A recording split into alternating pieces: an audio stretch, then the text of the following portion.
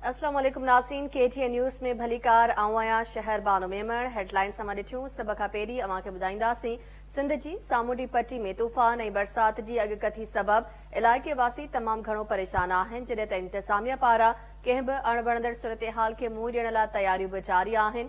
Report करे रहियो आहे महबूब रोही।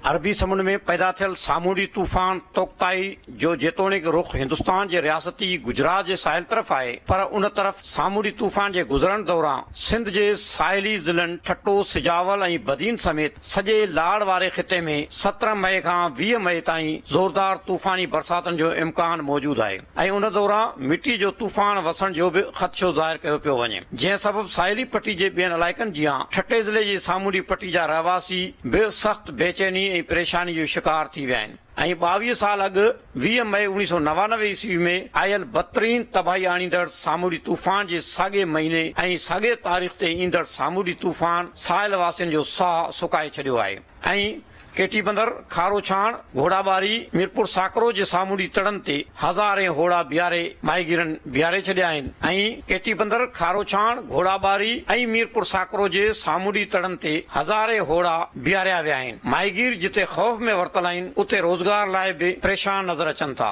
शोर वारी सूरत हाल आहे, हवा बि काफ़ी हली रही आहे ऐं इन खां अलावा ख़तरो आहे बिल्कुलु, पर मजबूरन छा कंदा, करणो त आहे न। पानी में घोड़ा, पानी में चढ़ाव आहे बिल्कुलु। अंदरि सूरत हाल इलाही ख़राबु आहे। असांखे जेको माण्हू मुआजर वठी ईंदो आहे इलाही जिदनि था ऐं लोहेरूं आहिनि, छोलियूं आहिनि, ॾिसंदा चवंदा यार जल्दी चलो हमें वापसि घर पहुचाओ। बसि असांखे पाण डपु थिए थो, ॾिसूं था त मथां को ॿुॾी पए, को नओं माण्हू आहे असां गॾु मुआजर आहिनि। सामूंडी तूफ़ान ऐं ज़ोरदार बरसातनि जे ख़दशे सबबि हुकूमती ऐं इंतिज़ामी दावाइनि जे बरक्स सामूंडी पट्टीअ में ऐं ख़ासि तौर ते सामूंडी ॿेटनि ते रहंदड़ माण्हुनि खे महफ़ूज़ हंधनि ॾांहुं मुंतक़िल करण तोड़े अॻवाट हिफ़ाज़ती क़दम खणण लाइ के ख़ासि क़दम न खंया विया आहिनि। साहिल वासियुनि ऐं सामूंडी तड़नि ते होड़ा बीहारे परेशान बीठल माहीगीरनि मूजिबि इंतिज़ामिया खे का बि अॻवाट आगाही न ॾिनी आहे, जंहिं ते सुजान धुरिन बेगणती जो इज़हार कंदे इंतिज़ामी दावाइनि खे रद्द कयो आहे ऐं हंगामी बुनियादनि ते साहिल वासियुनि जी हिफ़ाज़त लाइ अॻवाट क़दम खणण जो मुतालबो कयो आहे। इंतिज़ामिया त अञा कुझु बि कोन चयो, इहो ॿुधाए पे त परे रहो,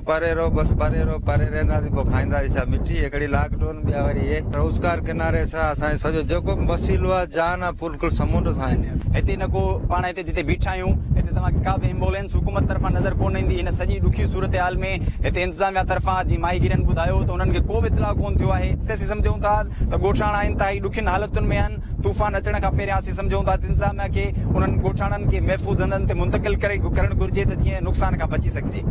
ठट्टे जे सामूंडी पट्टीअ में सामूंडी तूफ़ान ऐं बरसातनि जे पेश नज़र इम्कानी सूरताल खे मोड़ ॾियण लाइ ज़िले इंतिज़ामिया समूरा हिफ़ाज़ती क़दम खणण जी दावा कई आहे। इंतिज़ामिया मूजिबि इम्कानी ख़तरे जे पेश नज़र सरकारी स्कूलनि खे रिलीफ कैंपनि में तब्दील करण जो प्लान तरतीब ॾिनो वियो आहे ऐं समूरनि खातनि ख़ासि करे सिहत, आबपाशी ऐं ड्रेनेज खाते जी इंतिज़ामिया खे हाई अलर्ट कयो वियो आहे। अॻे जेका बरसात पई, असांजी ड्रेनेज जो सिस्टम ठीकु करण खां पोइ 40 साल खां पोइ ठीकु कयोसीं।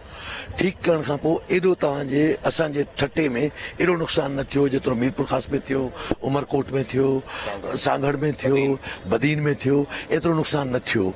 ऐं इनशाअल्लाह ताला हाणे बि असांजी मशीनूं लॻियूं पियूं आहिनि, असां हिनखे ड्रेन खे ठीकु कयूं पिया ऐं बरसातनि ताईं मशीनूं हिते हूंदियूं। टच में आहियूं, नेवी वारनि सां कॉन्टेक्ट में आहे इंतिज़ामिया, मां पाण हुनखे मॉनिटरिंग कयां पियो।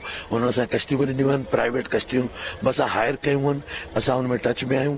इनशाअल्लाह हुनखे का तकलीफ़ थी त असां उनके रेस्क्यू कंदासीं। अच्छा, इसका अल्हम्दुलिल्लाह अभी जो हमारे पास लेटेस्ट एडवाइजरी है उसके मुताबिक इसका डायरेक्ट इम्पैक्ट हमारे डिस्ट्रिक्ट के ऊपर नहीं है, सजावल में नहीं है, बदीन में नहीं है, पाकिस्तान में नहीं है। इसकी डायरेक्शन डाइवर्ट हो गई है। हमारे पास डस्ट स्टॉर्म की सूरत में, बारिश की सूरत में इसका इम्पैक्ट होगा, वो भी उसकी भी कोई जो बता रहे हैं रीडिंग वो कोई इतनी ज़्यादा नहीं है। उस सिलसिले में हमने फिर भी इंतजामात इस तरह से किए हैं, हर इवेंचुअलिटी किसी भी तरह के हालात का मुकाबला करने के लिए नेचुरल डिजास्टर है, हमने अपने इंतजामात कर लिए हैं। ॿिए तरफ़ अरबी समुंड में पैदा थियल सामूंडी तूफ़ान सबबि इंतिज़ामी सूरताल जी निगरानी लाइ वॾे वज़ीर पारां मुक़ररु कयल फोकल पर्सन सूबाई वज़ीर शबीर अहमद बिजाराणी ठट्टे पहुची DC ऑफिस ठट्टो में हिकु आला सतही गॾिजाणी कई, जंहिंमें ज़िले जे समूरनि खातनि जे अमलदारनि समेत चूंडियल MPs हाजी Ali Sandardari, Riaz Shah Shirazi, DC Thatta Usman Tanveer, SSP Thatta doctor Imran Khan ऐं ॿियनि अमलदारनि शिरकत कई। गॾिजाणी में फोकल पर्सन खे DC ठट्टो उस्मान तनवीर पारां ठट्टे जी सामूंडी पट्टी जी जाग्राफी सूरताल, इम्कानी ख़तरे, ऐं हिफ़ाज़ती क़दमनि बाबति ब्रीफिंग ॾिनी वई। मीडिया सां ॻाल्हाईंदे फोकल पर्सन सूबाई वज़ीर शबीर अहमद बिजाराणी चयो त सामूंडी तूफ़ान जो रुख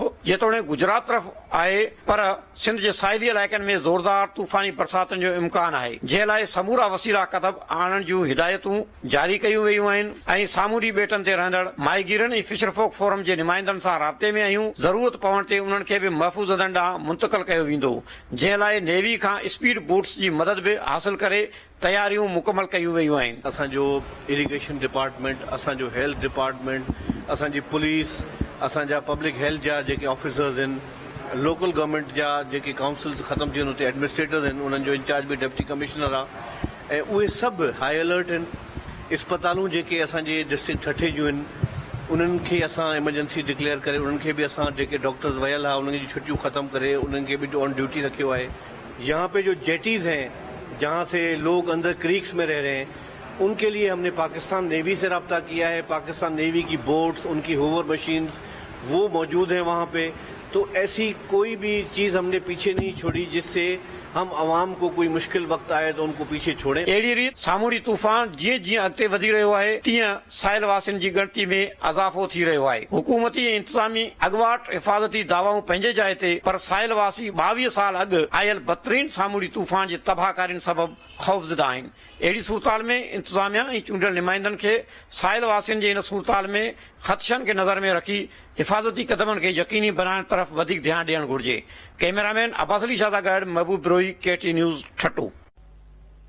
ऐं नासिन ख़बरुनि अपडेट जो सिलसिलो जारी रहंदो। थी वठूं था शॉर्ट ब्रेक ऐं ब्रेक खां पोइ अवां प्रोग्राम ॾिसी सघंदा सिंध राउंड अप। ॾिसंदा रहो KTN न्यूज़।